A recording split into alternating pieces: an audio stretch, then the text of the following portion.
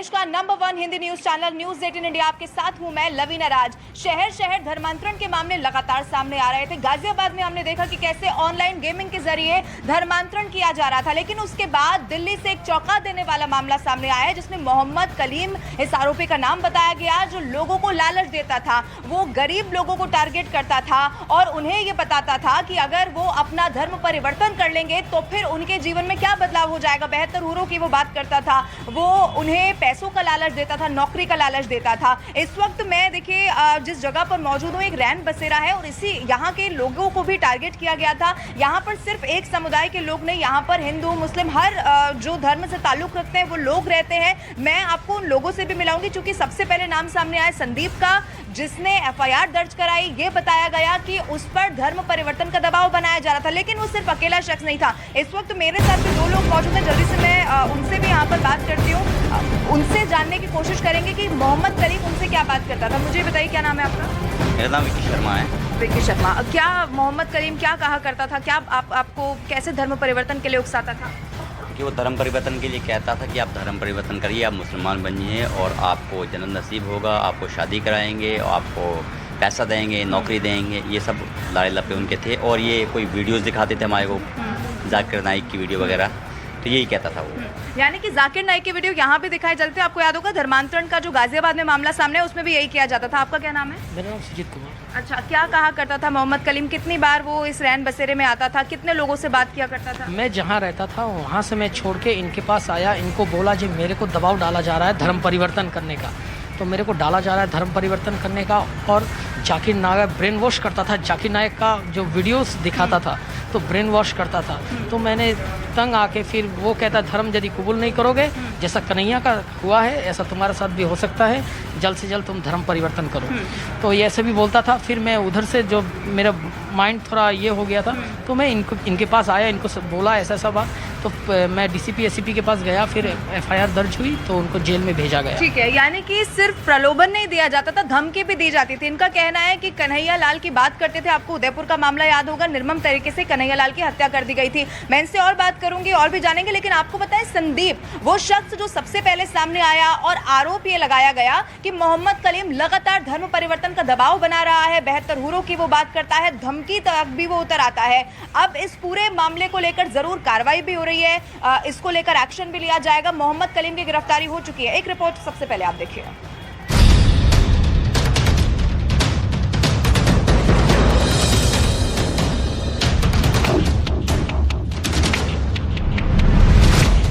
गाजियाबाद में online game के जरिए धर्मांतरण की कहानी का अभी अंत नहीं हुआ था कि वहां से महज कुछ ही दूर दिल्ली में धर्मांतरण का नया केस सामने आ गया।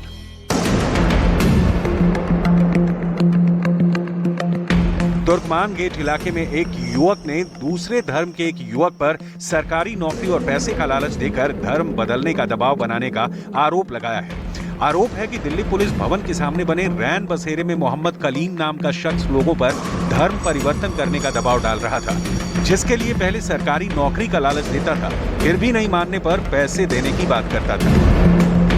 ये मंदबुद्धि लोगों को टारगेट करता था कलीम जी। ये बहुत जो भी जिनके माइंड थोड़ा अपने में वो कम है ना, तो उनको कन्वर्शन में ज़्यादा जोर देते हैं ये लोग कि अब आपको हम पैसा देंगे, आपको हम शादी करवाएंगे, लड़की देंगे, नौकरी लगवाएंगे। उस चक्कर में ये सब कुछ करवा रहे हैं सबको। ऐसे पता चला कि मंदबुद्धि लोगों को टारगेट करते थे ये कलीम। और लोगों से बात किए हैं ना, अब उसके बाद जब जो बंदा यहाँ मुसलमान बनाया है, अब हम उससे बात करते हैं, हमें तो लगता है कि इसके पास तो है ही नहीं है, तो लेकिन वो कन्वर्ट हो चुका है, पूरा उनका वो अपना गया है इस्लाम। तो यहाँ कलीम ने पूरी तरह से घुसपैठ कर दी थी। मतलब यहाँ कलीम यहाँ कभी कभी आया, हम इसको बैठने नहीं देते थे यहाँ पे, लेकिन आता था तो किसी न किसी से बातचीत करके अपना उसको बाहर लेके चले जाता था। वही हमारे हर रैन बसेरे में उसको एंट्री बंद कर दी। आरोप है कि कलीम जाकिर नाइक का वीडियो दिखाकर ब्रेन वॉश करने की कोशिश करता था और जब कोई इसका विरोध करता था तो उनको मेंटली टॉर्चर करता था। इतना ही नहीं, शिकायतकर्ताओं का आरोप है कि कलीम ने उन्हें कन्हैया की तरह सर कलम करने की धमकी भी दी थी। कलीम मेरे से 1.5 साल से टॉर्चर कर रहा था। तो टॉर्चर ऐसा कर रहा था, जाकिर नायक का वीडियो दिखाता था और धर्म परिवर्तन के लिए बोलता था। कहता है आने वाले टाइम में भारत एक इस्लामिक कंट्री बनने जा रहा है, तो इस्लाम कबूल कर लो, अभी भी टाइम है, नहीं तो तुम्हें कन्हैया का तरह तुम्हें भी कर दिया जाएगा सरकलम। एक व्यक्ति का इन्होंने धर्म परिवर्तन करवा भी दिया है, बट वो रैन बसेरे का आदमी है नहीं, वो लोनी गाजियाबाद का रहने वाला, उसका नाम था संजय कुमार और अब उसका नाम है अब्बास खान। वो हम तीनों से हटके है। आरोपी के खिलाफ पीड़ितों ने पुलिस में शिकायत दर्ज कराई है, जिसके बाद पुलिस ने आरोपी युवक को गिरफ्तार कर लिया है। वहीं पुलिस जांच में अब तक पता चला है कि आरोपी कलीम इससे पहले एक शख्स का धर्म परिवर्तन भी करा चुका है। और देखिए इस वक्त मैं उसी रैन बसेरे में मौजूद हूं जहां पर वो शख्स जिसने हिम्मत अब दिखाई है पुलिस से शिकायत कर दी है। ये देखिए यहाँ पर मैंने इससे पहले भी बताया हर धर्म के लोग यहाँ पर रहते हैं, लेकिन इन्हें कैसे टारगेट किया जा रहा था। जो शख्स यहाँ पर पहुंच रहा था वो जानते भी नहीं थे कि कितने खतरनाक मंसूबों के साथ यहाँ पर पहुंच रहा है, लेकिन अब मामला पुलिस तक चला गया है। इस पूरे मामले पर अभी डीसीपी सेंट्रल संजय सेन ने क्या कहा है, सुनिए जरा। धर्मांतरण से रिलेटेड उसमें चूंकि मैटर था तो तुरंत हमने कॉग्निजेंस लिया और उनका स्टेटमेंट लिया और केस रजिस्टर किया। केस रजिस्टर करने के बाद अक्यूज्ड को अरेस्ट कर लिया गया है और जो उसमें निकल कर आया है वो काफ़ी कुछ ऐसी चीज़ें हैं जिनमें अभी तफ्तीश जारी है। अभी कह पाना जल्दबाजी होगा, लेकिन जिस तरह से ये पढ़ा लिखा है, बीटेक कंप्यूटर साइंस किया हुआ है, घर से इसे निकाला हुआ है, नौकरी इसने छोड़ी हुई है, उसके बाद ये रैन बसेरे में क्यों रह रहा था, कैसे रह रहा था और मोबाइल से जिस तरह से सामग्री मिली है उस तरह की सामग्री वो सस्पिशियन है।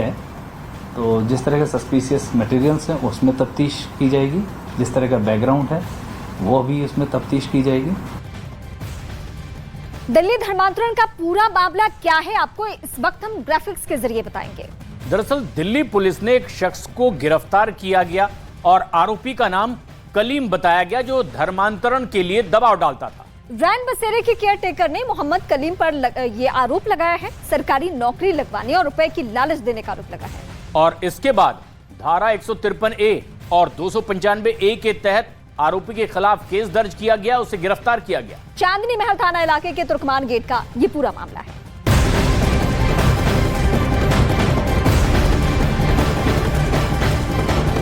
तो इस वक्त देखिए मैं दिल्ली की उसी जगह पर मौजूद हूं। तुर्कमान गेट का ये वही इलाका जहां से धर्मांतरण का खतरनाक मामला सामने आया, लेकिन मामला सिर्फ यहां तक नहीं है। आपको याद होगा इससे पहले गाजियाबाद में गेमिंग ऐप के जरिए धर्मांतरण का मामला सामने आया था। अब इसी से जुड़ी हुई एक जो बड़ी खबर मिल रही है वो आपको बता दें। एक तरफ आप देखिए जो आरोपी है शाहनवाज उर्फ बद्दो, उसकी तलाश में दिन रात पुलिस ने एक कर दिया है। लगातार उसे ढूंढने की कोशिश की जा रही है, लेकिन वो बार बार अपनी लोकेशन बदल रहा है। एक के बाद एक कई चौंकाने वाले खुलासे हो रहे हैं। अब सबसे बड़ी बात आप जानिए, वो जानता है कि पुलिस उसे लगातार ढूंढ रही है। फोन का इस्तेमाल बद्दो बिल्कुल भी नहीं कर रहा है। इसके अलावा आपको ये भी बताएं कि जो शाहनवाज है, ये जो पूरा रैकेट चलाया जा रहा था, इसके तार सिर्फ भारत तक जुड़े हुए नहीं है। जो ये आका है वो सिर्फ भारत में नहीं बैठे थे, इसके जो तार है वो यूरोप तक जुड़े हुए हो सकते हैं। अब एक और बड़ा पर्दाफाश हुआ है, एक रिपोर्ट आप देखिए।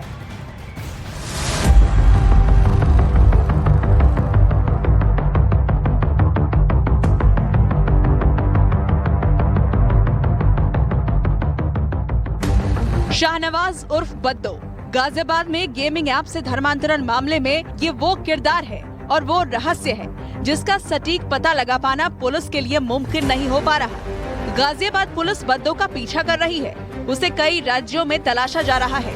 महाराष्ट्र से लेकर यूपी तक गाजियाबाद पुलिस की टीम बद्दो को ढूंढ निकालने के लिए दिन रात जुटी है, लेकिन टेक्नो फ्रेंडली बद्दो ऐसी कोई गलती नहीं कर रहा जिससे पुलिस को उसकी लोकेशन की भनक भी लग सके।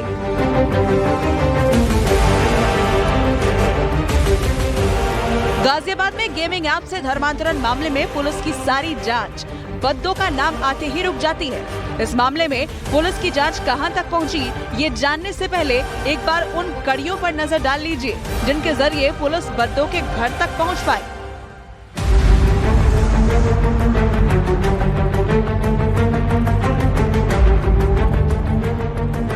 गाजियाबाद पुलिस को एक जैन परिवार के नाबालिग लड़के के धर्म परिवर्तन की शिकायत मिली। पुलिस ने इस मामले में गाजियाबाद की एक मस्जिद से मौलवी अब्दुल रहमान को गिरफ्तार किया। अब्दुल रहमान ने एक जैन और 2 हिंदू नाबालिग लड़कों का धर्म परिवर्तन कराने की बात कबूल की। पीड़ित नाबालिग लड़कों ने बद्दो के गेमिंग ऐप वाले मॉड्यूल का पर्दाफाश किया। गाजियाबाद पुलिस बद्दो की तलाश में महाराष्ट्र के मुंब्रा स्थित उसके घर तक पहुंच गई। पुलिस के पहुंचने से पहले ही बद्दो परिवार समेत घर से फरार हो गया। इसके बाद से ही बद्दो आगे और गाजियाबाद पुलिस उसके पीछे दौड़ रही है, लेकिन बद्दो पुलिस के हाथ नहीं लग रहा है। और जब तक बद्दो पुलिस के हाथ नहीं लगेगा तब तक इस पूरे मामले में पुलिस को कोई लीड मिलती हुई नजर नहीं आ रही है। जिस गेमिंग ऐप फोर्टनाइट और वेलोरेंट के जरिए बद्दो नाबालिगों के धर्मांतरण का पूरा मॉड्यूल चला रहा था, पुलिस को उसकी पड़ताल करने पर कई नई चौंकाने वाली जानकारियां मिली हैं। सूत्रों के मुताबिक बद्दो के धर्मांतरण वाले गेम के शिकार भारत के अलावा दूसरे देशों के नौजवान भी हुए हैं। सूत्रों के मुताबिक बद्दो के संपर्क में आए नाबालिग लड़कों ने पुलिस को बताया कि गेम के जरिए ही यूरोप में भी कई लड़कों का कन्वर्जन किया गया था। ये पीड़ित लड़के यूरोप के अलग अलग देशों से हैं और ईसाई धर्म को मानने वाले थे, जिसके बाद ये समझ आ गया कि इंटरनेट की ताकत का इस्तेमाल कर बद्दो महाराष्ट्र में बैठे बैठे पूरी दुनिया में धर्मांतरण के लिए नाबालिगों के आगे वीडियो गेम का चारा फेंकता था और इसी के जरिए वो गेम खेलने वाले लड़कों से संपर्क कर उनके भीतर इस्लाम के प्रति प्रभावित करने की कोशिश करता था। नाबालिग लड़कों ने पुलिस को बताया कि जिस गेम को मिडिल ईस्ट के सर्वर से ऑपरेट किया जाता है, उस पर बद्दो उर्फ शाहनवाज नजर रखता था। वो ग्लोबल गेम प्लेयरों को कम्युनिटी बनाकर जोड़ता था ताकि उन्हें भी गेम में हराकर धर्मांतरण की साजिश का शिकार बनाया जा सके। हालांकि ये जांच चल रही है कि भारत के अलावा कितने देशों के युवाओं को बद्दो ने बरगलाया था। पुलिस अब उन रिकॉर्ड को इकट्ठा कर रही है और नाबालिगों से इस बारे में और मालूमात हासिल करने में जुटी है।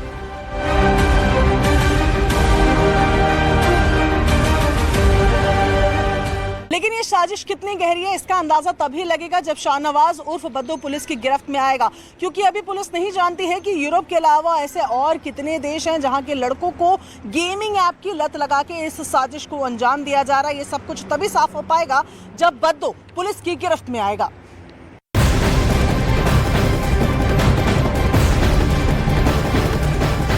और लगातार ये बड़ी खबर हम आपको बता रहे हैं। दिल्ली में एक और जब मामला सामने आया धर्मांतरण का ही, मोहम्मद कलीम जिसे गिरफ्तार कर लिया गया। लेकिन इन खबरों के बाद सवाल ये है कि आखिर ये नेटवर्क कितना बड़ा फैला हुआ है। एक तरफ आप देखिए जो बद्दो है शाहनवाज, उसकी लगातार तलाश की जा रही है। बैंक खातों को भी तलाशने में इस वक्त जो जांच एजेंसियां हैं वो जुटी हुई हैं। जो प्राथमिक तौर पर जांच में सामने आया उसमें बैंक अकाउंट में कुछ खास नहीं पाया गया, लेकिन उसके बाद जब फिर से जांचा गया तो हक्की बक्की पुलिस यहाँ पर रह गई, क्योंकि बताया गया कि 30 ऐसे बैंक खातों की डिटेल मिल गई है जिनसे छोटी छोटी रकम करके बहुत सारा ट्रांजैक्शन हुआ था। अब इसकी जांच पड़ताल तेजी के साथ आगे बढ़ रही है, क्योंकि ये भी सामने आया कि कैसे जांच एजेंसियों की आंखों में धूल झोंकी जाए, इसकी भी कोशिश शाहनवाज उर्फ बद्दो ने की है।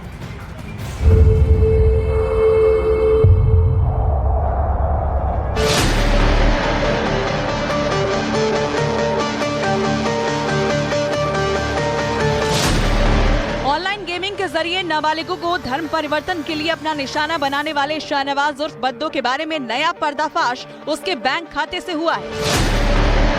वो बैंक खाता जिसे पुलिस ने पहली नजर में देखकर मान लिया था कि इसमें कुछ संदिग्ध नहीं है, लेकिन पुलिस की टीम तब हैरान रह गई जब उसकी नजर बैंक खाते की डिटेल पर पड़ी। पुलिस को बद्दो के बैंक खाते से जुड़ी एक बड़ी लीड मिली है। सूत्रों के मुताबिक पुलिस को पता चला है कि बद्दो के बैंक खाते से जुड़े ऐसे 30 संदिग्ध बैंक खाते हैं जिनमें विदेशी फंडिंग की गई है। इस जानकारी को पुख्ता करने के लिए पुलिस अब उन सभी 30 बैंक खातों को खंगाल रही है, क्योंकि अब इन्हीं 30 बैंक खातों में विदेशी फंडिंग के राज दफन है। शुरुआती दौर में पुलिस को इन बैंक खातों में कुछ संदिग्ध नहीं लगा। खुद शाहनवाज उर्फ बद्दो के बैंक अकाउंट में महज 19,000 रुपए थे, लेकिन जब पुलिस ने बद्दो के बैंक खाते के लेन देन पर नजर डाली तो दिमाग चकरा गया। पुलिस को पता चला है कि बद्दो के खातों से छोटी छोटी रकमों के कई बार ट्रांजैक्शन हुए हैं। 30 बार ऐसे ट्रांजैक्शन हुए हैं जो कि बद्दो के रिश्तेदारों के साथ हुए हैं। पुलिस का कहना है कि बद्दो इसलिए ऐसा करता था ताकि उसके खाते पर ATS या NIA की नजर ना लगे। आमतौर पर जब तक किसी बैंक खाते में बड़ी रकम का लेन देन ना हो तब तक उस पर बैंक के अधिकारी भी गौर नहीं करते हैं, और यही बात बद्दो भी समझता था।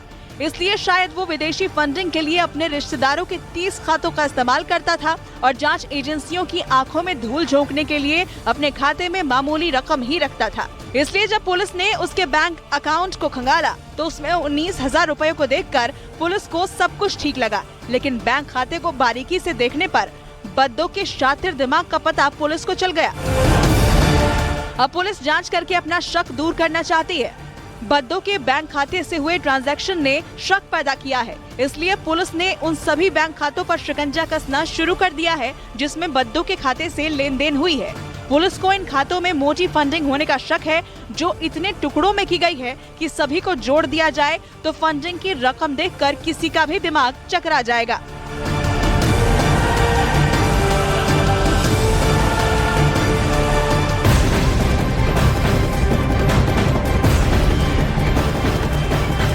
तो उत्तर प्रदेश के गाजियाबाद से धर्मांतरण का मामला सामने आने के बाद उत्तर प्रदेश से लेकर महाराष्ट्र तक पुलिस लगातार दबिश दे रही है, लेकिन आरोपी है कि पुलिस के हत्थे ही नहीं चढ़ पा रहा है। एक के बाद एक लोकेशन बदलने की भी खबरें सामने आती रही है, वो मोबाइल फोन का इस्तेमाल नहीं कर रहा है, लेकिन अब पुलिस को उस डिवाइस की तलाश है जो माना यह जा रहा है कि आरोपी शहनवाज उर्फ बद्दू अपने साथ में रख रहा होगा, क्योंकि उसी डिवाइस के बाद ये पता लगाया जा सकेगा कि ये डेटा कितना बड़ा था, यानी कि कितने ऐसे नाबालिग थे जिनको शिकार बनाया गया बद्दू की तरफ से।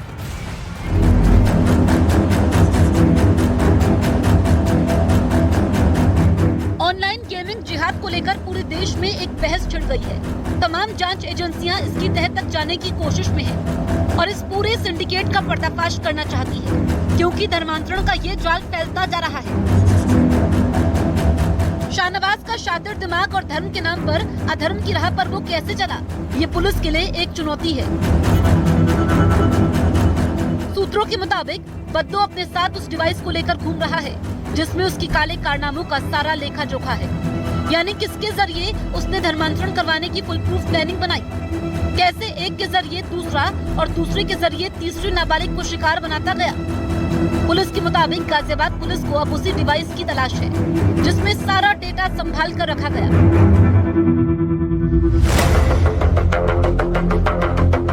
धर्मांतरण के इस मामले को लेकर गाजियाबाद पुलिस काफी एक्टिव हो चुकी है और कोई भी पहलू छोड़ना नहीं चाहती, इसलिए जो भी कॉल पुलिस के पास आ रही है पूरी गहनता के साथ उसके इनपुट पर जांच हो रही है। शाहनवाज और आरोपी अब्दुल रहमान के संपर्क में आने वाले लोगों से पूछताछ हो रही है। मस्जिद में आरोपी अब्दुल किन लोगों से मिलता था, किसके साथ उसका उठना बैठना था, सभी पर पुलिस की पैनी नजर है। सूत्रों के मुताबिक बद्दू ने अपनी हर अगली चाल को चलने से पहले एक पूरा डेटा सेक्शन बनाया है जिसमें उसने जितने भी नाबालिगों से बातचीत की, कितने नाबालिग उसकी बातचीत से प्रभावित होकर इस्लाम की तरफ झुकते चले गए, उनका पूरा रिकॉर्ड उसी डिवाइस में है। बद्दू यह बखूबी से जानता था कि हर कोई उसके झांसे में आने वाला नहीं है, इसलिए जो भी कोई विशेष धर्म मानने से इनकार कर रहा था, उसकी बात नहीं मान रहा था, बद्दू ने उसका डेटा अपने पर्सनल डिवाइस से हटा लिया। दावा ये किया जा रहा है कि बद्दू के संपर्क में भारत के अलावा विदेशों के भी नाबालिग थे जिसका डेटा उसके पर्सनल डिवाइस में स्टोर है और वह उसे हटा सकता है। शहनवाज की भी पुलिस को तलाश है और सूत्रों के मुताबिक वह जल्द ही कोर्ट में सरेंडर भी कर सकता है। शाहनवाज उर्फ बद्दू की शातिर चाल का पता इससे चलता है कि वो भारत ही नहीं विदेशों में भी अपना जाल फैलाना चाहता था। खबर है कि बद्दू ने जिस गेमिंग ऐप फोर्टनाइट का इस्तेमाल धर्मांतरण के लिए किया था, उसमें इंटरनेशनल लेवल पर 100 लोग एक साथ जुड़कर ग्रुप बनाकर खेल सकते थे। इसका सर्वर मिडिल ईस्ट देशों से कनेक्टेड था, इसलिए इस खेल में विदेशी युवाओं को भी बरगलाया गया था। पुलिस सूत्रों का दावा है कि बद्दू की कोशिश रहती थी कि वो जिस गेमर के संपर्क में रहेगा वो उसके बारे में पूरी डिटेल हासिल करेगा, उसको धर्म के जाल में फंसाएगा, झूठे वादे और सपने दिखाएगा, और जब नाबालिग पूरी तरह से उसके काबू में आ जाएगा तो वो उसका धर्म परिवर्तन करवा देगा।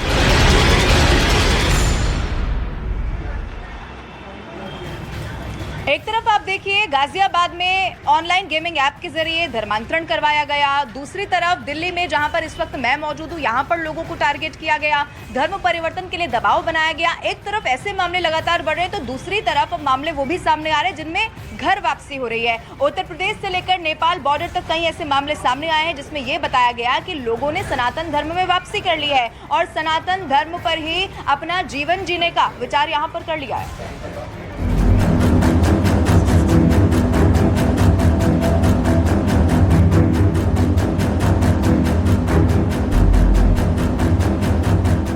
धर्म के जाल में फंसाकर अधर्म का खेल इन दिनों पूरब से लेकर पश्चिम और उत्तर से लेकर दक्षिण तक हर कहीं देखने को मिल रहा है।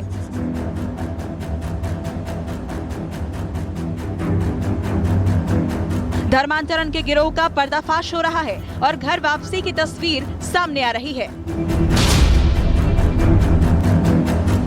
बहराइच में 12 से ज्यादा परिवारों की घर वापसी का दावा किया जा रहा है। जानकारी के मुताबिक बजरंग दल ने घर वापसी के लिए नानपारा काली मंदिर में कार्यक्रम का आयोजन किया। बजरंग दल कार्यकर्ताओं ने ईसाई बने लोगों की हिंदू धर्म में वापसी कराई। कार्यक्रम से पहले मंदिर में विधि विधान से पूजा पाठ किया गया। करीब सैकड़ों महिलाएं थीं जो कि धर्म परिवर्तन कर चुकी थीं। आज उनको कालीकुंडा मंदिर में तिलक लगा करके और शुद्धिकरण उनका करवाया गया है। ग्रामीणों ने आरोप लगाया कि चर्च में लालच और प्रलोभन देकर उनका ईसाई धर्म में परिवर्तन कराया गया था, लेकिन अब वो अपने सनातन धर्म में वापसी करना चाहते हैं। जिसके बाद महिलाओं के मंदिर परिसर में विधि विधान से गंगा जल डालकर हाथ में कलावा बांधकर और हनुमान चालीसा का पाठ कराकर घर वापसी कराई गई। वहीं बहराइच से कुछ दूर कानपुर में भी ऐसा ही मामला सामने आया है। कानपुर के बाबूपुरवा थाना इलाके में रहने वाले जुनैद नाम के युवक ने अपनी मां के साथ सनातन धर्म अपना लिया है। जुनैद का मानना है कि उसका सनातन धर्म से सालों से नाता रहा है। सनातन रीति रिवाज अपनाने के चलते उसके ससुराल वाले उसके दुश्मन बन गए हैं और उसे जान से मारने की लगातार धमकी भी दे रहे हैं। हमको मतलब धमकी दिया करते हैं, हम आपको मरवा देंगे और आपकी माँ को, और जो हमारी वाइफ है वो भी, उनको भी बहुत आपत्ति होती है और भगवान के विषय में बहुत गंदी संदी बातें ये लोग सब किया करते हैं। जुनैद का दावा है कि बचपन में उसकी आंखों की रोशनी खत्म हो गई थी। लाख इलाज कराने के बाद भी उसकी आंखों की रोशनी नहीं लौटी। पड़ोसियों से जानकारी मिलने के बाद उसकी मां शोभन सरकार आश्रम पहुंची। यहां महाराज के आशीर्वाद से उसकी आंखों की रोशनी लौट आई है। उसके बाद से उसका सनातन के प्रति विश्वास और बढ़ गया है, लेकिन उसके ससुराल वाले इन सब के खिलाफ हैं। ऐसे में अपनी सुरक्षा के लिए उसने पुलिस से गुहार लगाई है। ऐसा मामला संज्ञान में आया है, उसने एप्लीकेशन दिया, उसकी जाँच कराई जा रही है और उसके बाद विधिक कार्रवाई की जाएगी इस पर। धर्म परिवर्तन की ऐसी ही तस्वीर यूपी से अलग छत्तीसगढ़ में भी दिखाई दी। जशपुर में 17 लोगों की हिंदू धर्म में घर वापसी होने का दावा किया जा रहा है। जानकारी के मुताबिक कई साल पहले इन लोगों ने सनातन धर्म छोड़कर दूसरा धर्म अपना लिया था, लेकिन अब वो वापस सनातन की राह पर चलना चाहते हैं। ऐसे में जनजातीय सुरक्षा मंच के राष्ट्रीय संयोजक की मौजूदगी में सभी ने विधि विधान के साथ घर वापसी की। ये धरती का धर्म है और इसलिए हमको वापस आना चाहिए और इसलिए कितने लोग वापस आए? 3 परिवार के 17 लोग वापस आए। सभी 17 लोगों ने घर वापसी के बाद प्रशासन को शपथ पत्र सौंपा है और अपनी मर्जी से धर्म परिवर्तन की बात कही है। गणेश भगत का बात सुन के मेरे को ऐसे लगा कि मैं उसी धर्म में जाऊंगा, हिंदू धर्म में वापस आऊंगा, ताकि मैं हिंदू धर्म में वापस आ गया। जनजातीय सुरक्षा मंच का समिति में जुड़ा हुआ हूँ मैं और अभी तक हूँ और मेरा परिवार सहित अभी हिंदू वापस आ गए हैं। हम लोग हिंदू। घर वापसी करने वाले सभी लोगों से अपील की गई है कि वो सनातन की परंपरा का पालन करें, किसी के बहकावे में न आए और अपने धर्म को मजबूती दें। मुंबई के ही नजदीक